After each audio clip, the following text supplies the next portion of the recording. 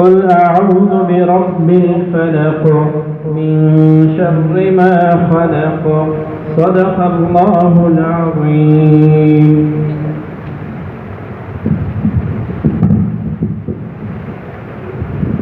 لا علم لنا إلا ما علمتنا إنك أنت العليم الحكيم. أشهد أن لا إله إلا أنت أستغفرك وأتوب إليك. أستغفر الله الذي لا إله إلا هو. أعوذ بالله من الشيطان الرجيم. بسم الله الرحمن الرحيم. قل أعوذ برب الفلق من شر ما خلق ومن شر غاسق إذا وقب ومن شر النفاثات في العقد ومن شر حاسد إذا حسد. بسم الله الرحمن الرحيم. قل أعوذ برب الناس ملك الناس إله الناس من شر الوسواس الخناس الذي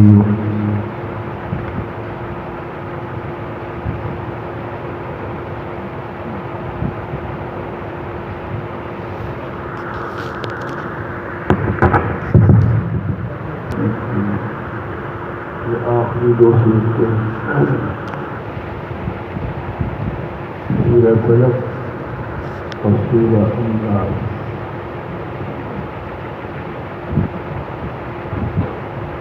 رفت کا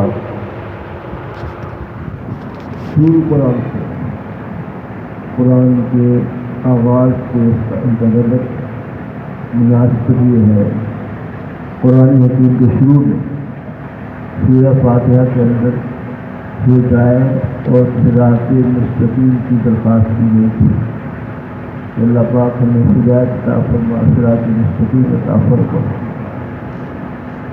اس صراط مستقیم کو چلنے کے راستے میں جو خطرات پیش آ سکتے ہیں، اب ان سے بچاؤ کا طریقہ بتایا گیا ہے کہ اللہ کی پناہ مانگو شیطان سے اور ہر مخلوق سے، کہ اللہ پاک ہر خلق کے مخلوق کے شیطان کے شر سے محفوظ رکھے. موضوع پہلی سورۃ فلق کا موضوع مضرات جسمانی سے بچ کر اللہ تعالیٰ کی اطلاع پہ آنے کی تلقین. اگر چھپا ہونے لکھنا چاہیے. مضرات جسمانی نقصان دینے والی چیزیں، مضرات جسمانی سے بچ کر اللہ تعالیٰ کی پناہ میں آنے کی تلقین. یہ سورہ فلق کا موضوع ہے. اور سورہ ناس کا موضوع مضرات روحانی سے بچ کر اللہ تعالیٰ کی پناہ میں آنے کی تلقین. مضرات روحانی سے بچ کر اللہ تعالیٰ کی پناہ میں آنے کی تلقین. یہ دونوں موضوع شیخ التفسیر مولانا احمد لاہوری رحمہ اللہ بیان کرتا ہے.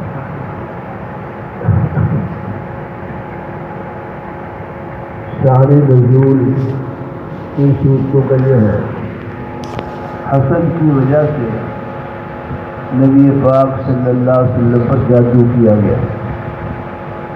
اس جادو کے زائل کرنے کے لیے دو صورتیں لازم ہیں. یہودیوں نے یا لبید بن عاصم یہودی منافق تھا، اس نے یا اس کی بیٹی اور تینوں طرح کے قواعد انہوں نے جادو کیا. لبید بن عاصم نے حضور صلی اللہ علیہ وسلم کے بالوں میں کچھ بال حاصل کر لیے تھے اور تاج کی تار 11 گریں لگائی، ہر جگہ پر سوئی لگائی، کچھ پڑا جادو کا مسئلہ. اور بیر زروان میں ایک پتھر کے نیچے وہ جادو دفن کیا گیا.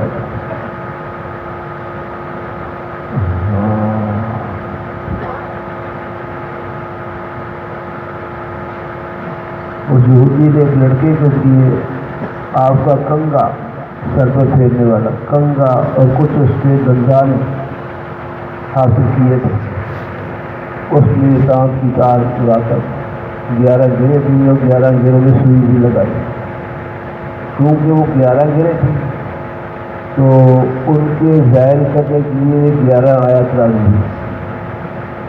فلق اور والناس کی تجویز ہوئی. پہلی 5 آیتیں ہیں اور دوسری سورت کی 6 آیتیں ہیں. یہ 11 آیات. جبریل علیہ السلام حضور کو اس کنویں پر لے کے گئے. وہاں سے وہ جادو نکالا اور ہر آیت پڑھ کر اس گرہ کو کھولا، پھونک ماری تو اللہ پاک نے نبی پاک صلی اللہ علیہ وسلم کو جادو کے اثر سے صاف کروا دیا اور صحت کی طرف سرفراز فرما دیا. حضور فرماتے ہیں کہ مجھے ایسا لگا کہ جیسے میں رسی میں بندھا ہوا تھا کھل گیا ہوں، طبیعت انشراح پیدا ہو. کچھ لوگوں تو جادو پیغمبر پر نہیں چل سکتا، یہ بات صحیح نہیں ہے. جادو کا اثر پیغمبر پر بھی ہو سکتا ہے. قرآن کی یہ آیات اس کی شاہد ہے. ان کا شان نزول یہی ہے کہ نبی پاک صلی اللہ علیہ وسلم پر جادو ہوا اور اس سے ظاہر کرنے کے لیے یہ 2 سورت نازل ہوئی. اور یقین کے ساتھ اس کو پڑھا جائے، پاک زبان سے پڑھا جائے اور کچھ کثرت کی جائے آج کے دور میں، تو ہر قسم کا جادو ان 2 سورتوں کی برکت سے دور ہو سکتا ہے. ہمارے استاد شیخ الحدیث حضرت مولانا عبد المجید جہانوی رحمۃ اللہ علیہ جامعہ باب العلوم کے شیخ الحدیث، وہ فرمایا کرتے تھے کہ 2 سورتیں قرآن میں یہ جادو اتارنے کے نازل ہوئی ہیں. جو شخص ان کے لیے جادو کو دور نہیں کر سکتا اس کو مر ہی جانا چاہیے. کہنے کا مقصد یہ ہے کہ یقین ہونا چاہیے جادو کاٹنے کے لیے سب سے مؤثر عمل یہ فلق والناس کا ہے. اللہ پاک ہمیں سے یقین نصیب. قل اعوذ برب الفلق، فرما دیجیے میں پناہ میں آتا ہوں صبح کے رب کی، من شر ما خلق، ہر اس کی شر سے جو اللہ نے پیدا کی، اور اندھیری رات سے جب کہ وہ چھا جائے اور وہ گرے،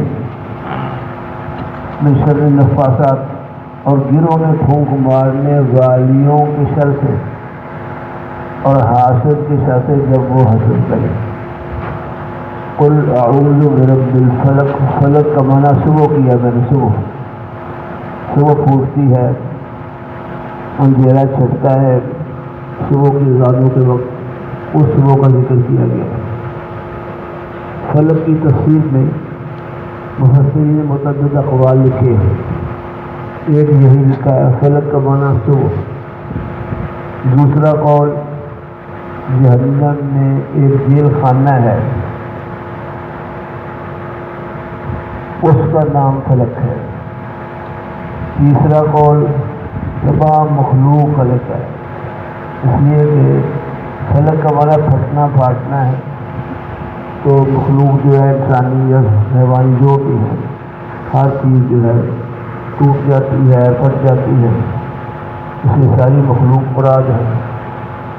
بعض نے کہا یہ پہاڑ اور سخت پتھر مراد ہے جو پانی وغیرہ سے ٹوٹ جاتے ہیں، پھٹتے ہیں. بعض نے کہا کہ درخت ہے جہنم میں، اس کو فلق کہا جاتا ہے. بعض نے کہا وہ چیزیں ہیں جن میں پھٹان ہوتی ہے، جیسے جہنم کا دانہ اور کھجور کی گٹھلی، ان میں پھٹان سی ہوتی ہے. سب مراد ہو سکتے ہیں، لیکن زیادہ معروف اور مشہور فلق کا معنی صبح ہے. میں پناہ میں آتا ہوں صبح کے رب کی، مخلوق کے شر سے، اور غاسق اندھیری رات ہو گئے تھے. اندھیری رات جب وہ چھا جائے، اس لیے کہ جادو والا عمل اندھیری رات میں کیا جاتا ہے. اس کا اثر کرنے والے لوگ اندھیرے میں کرتے ہیں اس کو. اور من شر نفاسات فی العقد، نفاسات جمع مونس کا سیغہ ہے. پھونکے مارنے والے، جادو کرنے والے گرہ لگا کر ان پر کچھ پڑھ کے پھونکتے ہیں. عقد خدا تو ان کی جمع ہے، اس کا معنی گرے ہے، جن پنجابی میں گنڈ کہتے گنڈ، ومن شر حاسد اذا حسد، اور ہر حسد کرنے والے کی شر جو وہ حسد کرے، اس لیے کہ یہ سارا مسئلہ جادو کا حسد کی وجہ سے ہوا تھا، تو اس پر بھی کیا کہ اس کی شر سے اللہ بچائے۔ قل اعوذ برب الناس، فرما دیجیے پناہ میں آتا ہوں لوگوں کے رب سے، مالک الناس لوگوں کے بادشاہ کی پناہ میں، الہ الناس لوگوں کے معبود کی پناہ میں، ہر بسرہ ڈالنے والے کی شر سے جو پیچھے ہٹنے والا ہے، خناس پیچھے ہٹنے والا، کبھی آگے کبھی پیچھے ہٹتا ہے۔ یہ حدیث میں آتا ہے کہ جب اللہ پاک کا ذکر کیا جائے، دل میں اللہ کی یاد ہو تو شیطان کا اثر نہیں ہوتا، اور جو ذکر سے غافل ہو، جس دل میں اللہ کا نام اللہ کی یاد نہ ہو، شیطان اس پر اپنے اثرات ڈالتا ہے، اس میں ٹیکا لگاتا ہے، پھر کچھ پڑھا جائے پیچھے ہٹتا ہے، پھر آتا ہے بار بار حملے کرتا ہے۔ اس لیے پیچھے ہٹنے والے سے مراد شیطان خناس، الذی یوسوس فی صدور الناس، وہ شیطان جو وسوسہ ڈالتا ہے لوگوں کے دلوں میں، من الجنۃ والناس، خواہ وہ ڈالنے والا جن ہو یا انسان ہو۔ کچھ انسان بھی شیطانی صفت کے ہوتے ہیں جو دوسروں کو مختلف انداز سے نقصان پہنچانے کی کوشش کرتے ہیں، اس لیے عام کر دیا ہے کہ ایسا جادوگر جن بھی ہو سکتا ہے اور انسان بھی ہو سکتے ہیں۔ جیسے بات واضح ہے کہ اس میں جادو کرنے والے انسان سے کافر سے مناسب تھے۔ آپ دیکھ رہے ہیں کہ اوپر برب الفلق اللہ کی صرف ایک صفت کا ذکر ہے، سورہ فلق میں برب الفلق ایک صفت کا ذکر ہے، اور مختلف چیزوں کے شر سے پناہ ایک صفت کے ساتھ ہے، اور اس کے اندر جو ہے اللہ پاک کی تین صفات، رب الناس، ملک الناس، الہ الناس، لوگوں کا رب، انسانوں کا بادشاہ اور انسانوں کا معبود، اللہ کی تین صفات کا ذکر ہے، جس میں اشارہ ہے کہ شیطان کے مضرات انسانوں کے مضرات سے زیادہ خطرناک اور نقصان دہ ہیں، ان میں اللہ کی پناہ میں زیادہ آنے کی ضرورت ہے۔ اس لیے یہاں تین صفات الہیہ کا ذکر کیا ہے، اور یہ بھی آپ دیکھ رہے ہیں اس سورہ ناس میں 5 دفعہ ناس کا لفظ آیا ہے۔ دیکھو قرآن پاک میں 5 دفعہ ناس کا لفظ ہے، رب الناس 1، مالک الناس میں الناس 2، الہ الناس 3، اور فی صدور الناس 4، من الجنۃ والناس 5 مرتبہ ناس کا لفظ آیا، انسانوں کا ذکر آیا ہے۔ تو بعض مفسرین ایک بات کہی ہے کہ پہلا ناس جو ہے رب الناس، اس ناس سے بچے مراد ہیں، چھوٹے بچے۔ دوسرے ناس سے جوان مراد ہیں، ملک الناس میں۔ تیسرے ناس سے بوڑھے مراد ہیں،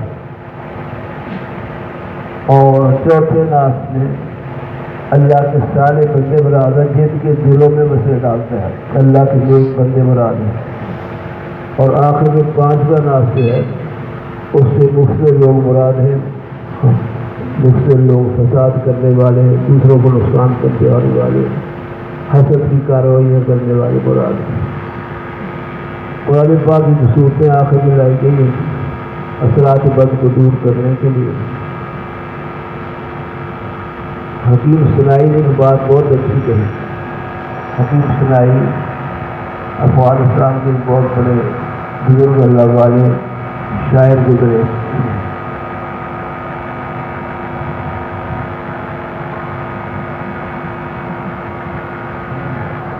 شروع میں بسم اللہ الرحمن الرحیم، دیکھ رہے ہیں شروع میں سورہ فاتحہ سے پہلے بسم اللہ آئی ہے، تو بسم اللہ میں با ہے، با، اور یہاں سورۃ الناس میں آخر میں سین ہے، شروع میں با ہے، قرآن کے آخر میں سین ہے، اس کو ملایا جائے لفظ بنتا ہے بس، تو میت اس میں اشارہ ہے کہ رہبری کے لیے قرآن کافی ہے، دوسرے لوگوں کی ضرورت نہیں۔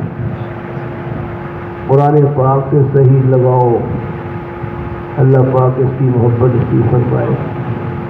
سنائی نے شعر پہ اس کو ذکر کیا ہے، اول و آخر قرآن وچ بآمد و سین، یعنی اندر دو جہاں رہ پر با قرآن بس۔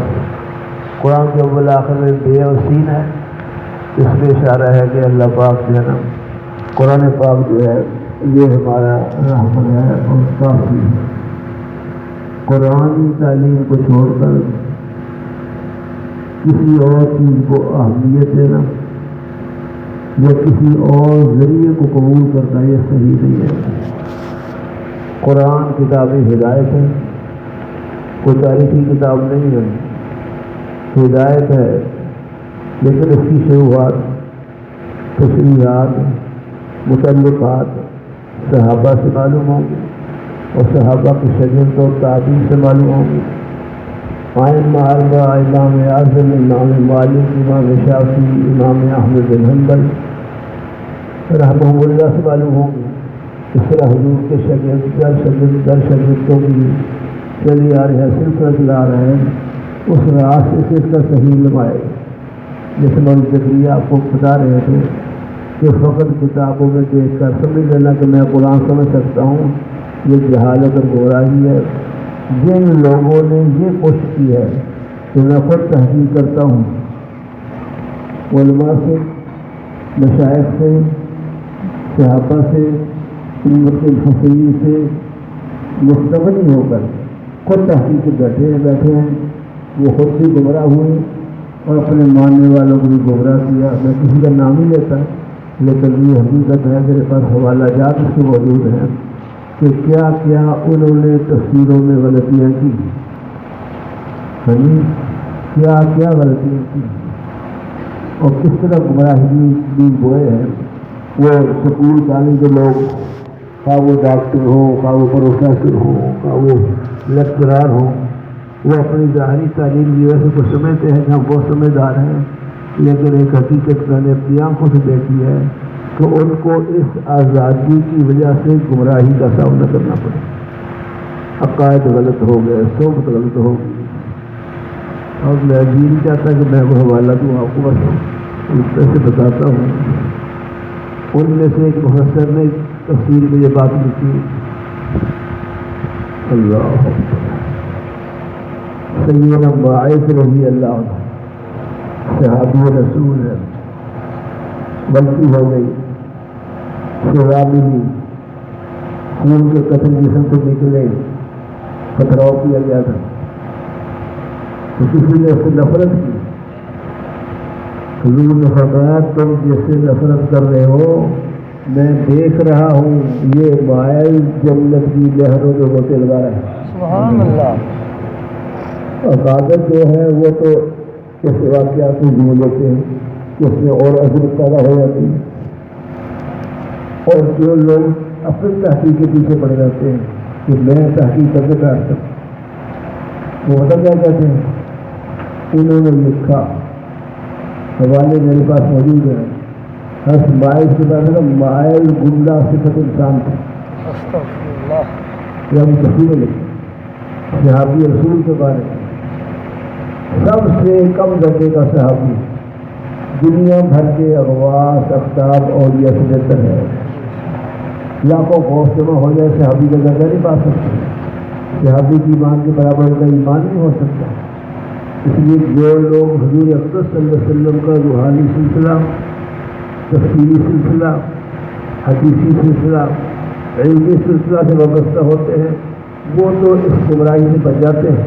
اس لیے وہ اپنے آپ کو پابند سمجھتے ہیں کہ ہم قرآن کو صحابہ کی زبان سے سمجھیں، صحابہ کے فہم سے سمجھیں، ائمہ کی زبان سے سمجھیں، تو وہ گمراہی سے بچتے ہیں۔ اور جو اپنی تحقیق لیے بیٹھتے ہیں تو وہ گمراہ ہو جاتے ہیں اور بہت سی مخلوق کی گمراہی کا سبب بھی بنتے ہیں۔ اس لیے نئے تعلیم یافتہ ان لوگوں کو اس غلط فہمی کا شکار نہیں ہونا چاہیے کہ میں تحقیق کرتا ہوں، میں بخاری کھول کے بیٹھتا ہوں، میں قرآن پاک ہو کے بیٹھتے ہوں جو ذہن میں آئے. ہمارے بزرگ سے فوت ہو گئے قاری محمد اسماعیل صاحب شہر مکہ میں رہتے تھے. تبلیغی بزرگ تھے, ایک آدمی تھے. مجھے نے خود بتایا کہ پہلے میں ایک اور جماعت میں تھا جو آزاد ملک جماعت قرآن کی تحقیق کرنے والے بغیر علم کے, کیا کہوں گا ان کو, لکھے پڑھے جاہل کبھی جماعت میں تھا. تو میں وہاں جماعت سے نکلا کیوں, جماعت کا ہوتا تھا پروگرام, اس میں ہوتا تھے دنوں کے بعد میٹنگ ہوگی, سارے بیٹھیں گے, قرآن پاک کی تحقیق کر کے لاؤ تو قرآن کو کیا سمجھے ہو, کس طرح کیا معنی سمجھے, بغیر مفسرین کی تعلیم کے. کبھی جب بیٹھے اس میں تو کہہ رہے تھے, یہ کہہ رہا تھا میرے خیال میں اس آیت کا یہ معنی بنتا ہے, دوسرا کہتا میرے خیال میں یہ مفہوم بنتا ہے. تو میں نے سوچا کہ سارے اپنے خیال ظاہر کر رہے, نہ کسی امام کا خیال نہ کسی صحابی کا خیال. تو جو لوگ اپنے خیالات کے پیچھے پڑتے ہیں نا یہ گمراہ ہوتے ہیں اور مخلوق کو گمراہ کرتے ہیں. کبھی اس دھوکے میں نہ آئے, بغیر استاد کے تو کوئی کام نہیں آتا. قرآن کیسے آ سکتا ہے؟ قرآن تو سب سے بڑی کتاب ہے, اللہ کی کلام. علماء لکھتا ہے کہ قرآن کی تفسیر کے لیے 15 علوم کی ضرورت ہے. جو 15 علوم کو جانتا ہے وہ قرآن کو سمجھ سکتا ہے. جہاں کچھ بھی نہیں پڑھے ہوئے, جب جو انگریزی پڑھ لی, کوئی صاحب پڑھ لی, کوئی ڈاکٹری کر لی, تو سمجھ ہوگا کہ ہم سب کچھ پڑھ گئے تو قرآن پر مشق آزمائی شروع کر دیتے ہیں. یہ قرآن پاک کی غلطی ہے. قرآن کو قرآن کے استاد سے سمجھو. استاد نے اپنے استاد سے سمجھا, انہوں نے اپنے استاد نے سمجھا ہے, انہوں نے فقہا سے سمجھا, انہوں نے پھر ائمہ اربعہ سمجھا, ائمہ اربعہ نے صحابہ سمجھا, تابعین سے سمجھا, اور صحابہ نے حضور اقدس صلی اللہ سمجھا ہے. تو جو حضور سے خود سمجھنے والے ہیں وہ علم صحیح ہے, جو 1400 سال کے بعد جاننے والی ذرا صحیح, جنہوں نے حضور کی صحبت بیٹھ کر نبوت کے انوار کے ساتھ سمجھا ہے, حضور کی زبان سے کلمات سنے ہیں, حضور کی زبان حضرت سے قرآن پاک کی تفسیر سنی ہے. ہم تو اس کے مقابلے میں کسی کے علم کو خاص پاک کے برابر نہیں سمجھتے. صحابہ رضی اللہ جو سمجھا ہے وہ حق.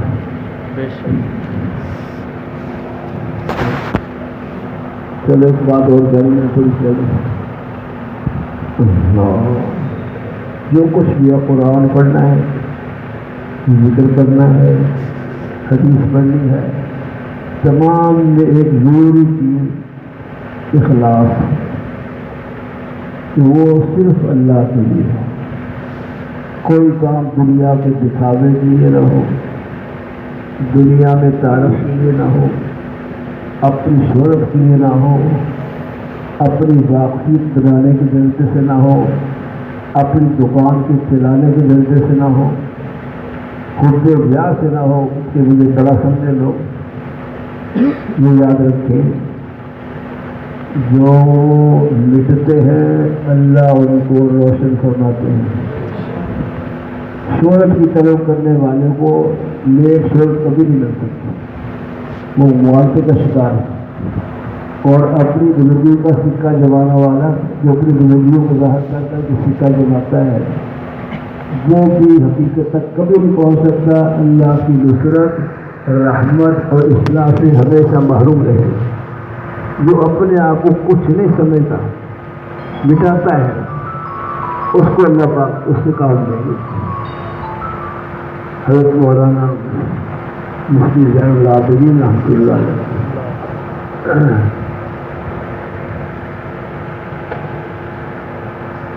انہوں نے ایک بات سنائی, کہا کہ یہ تبلیغ مولانا محمد یوسف کاندھلی رحمۃ اللہ علیہ تشریف فرما تھے, ہم ان کے پاس بیٹھے ہوئے تھے. حضرت نے ایک سوال کیا علماء سے کہ بتاؤ, ایک قرآن حکیم میں شروع میں الف لام میم آیا ہے, تو اس کا معنی صحیح کون سے بتا مجھے کوئی نہیں جانتا، اللہ رسول جاتے اور کسی کو اس کے معنی کا پتہ نہیں، تو یہ ایسا کیوں کیا گیا؟ کیا مطلب ہے اس کا؟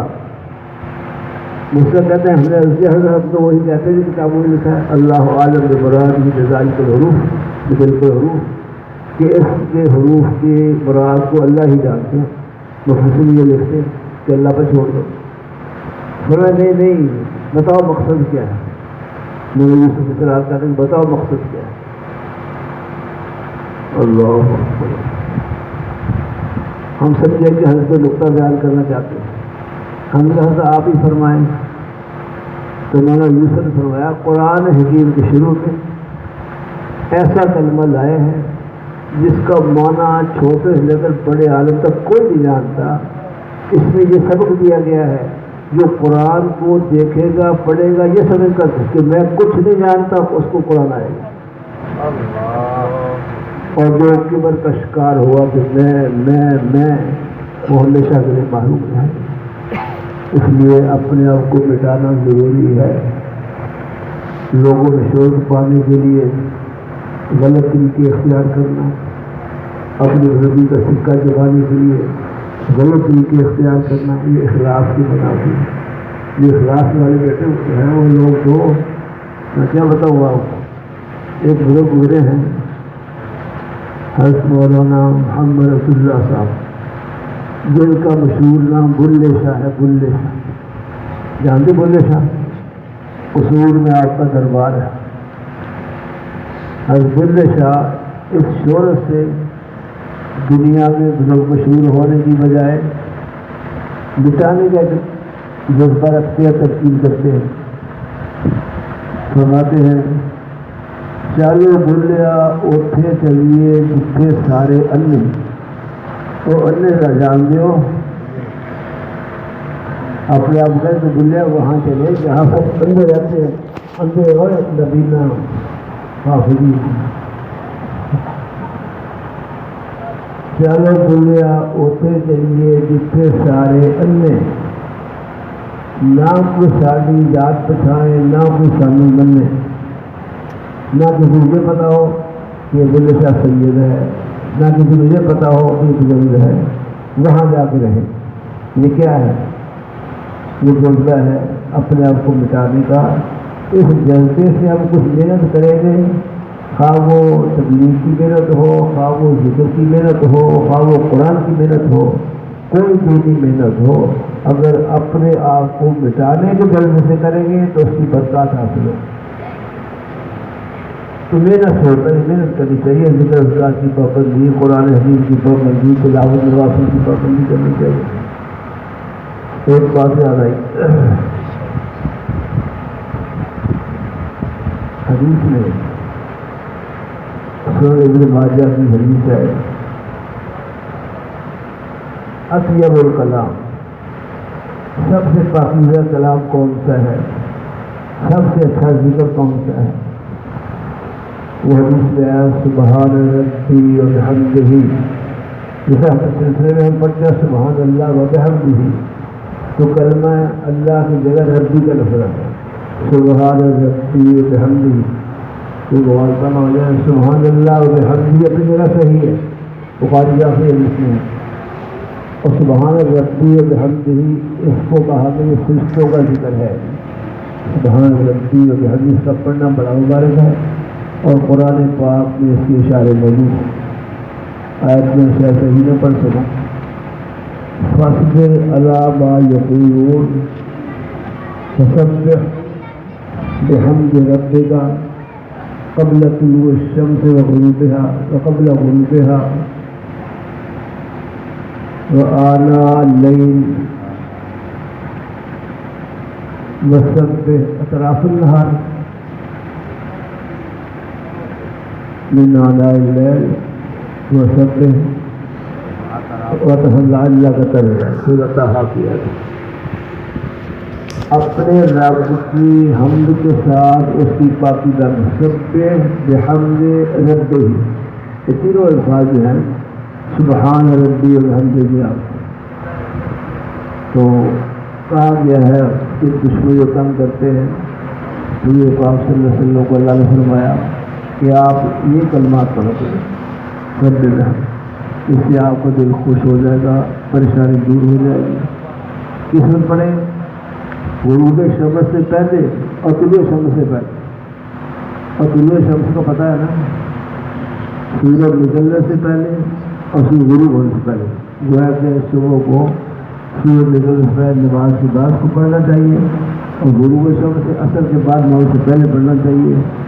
اور آناء اللیل، رات کی گھڑیوں میں پڑھنا چاہیے، رات کے مختلف اوقات میں، وہ اطراف النہار، دن کے اطراف میں پڑھنا چاہیے۔ معلوم ہوتا ہے اس ذکر کو زیادہ کرنا چاہیے، مختلف اوقات میں کرتے رہنا چاہیے۔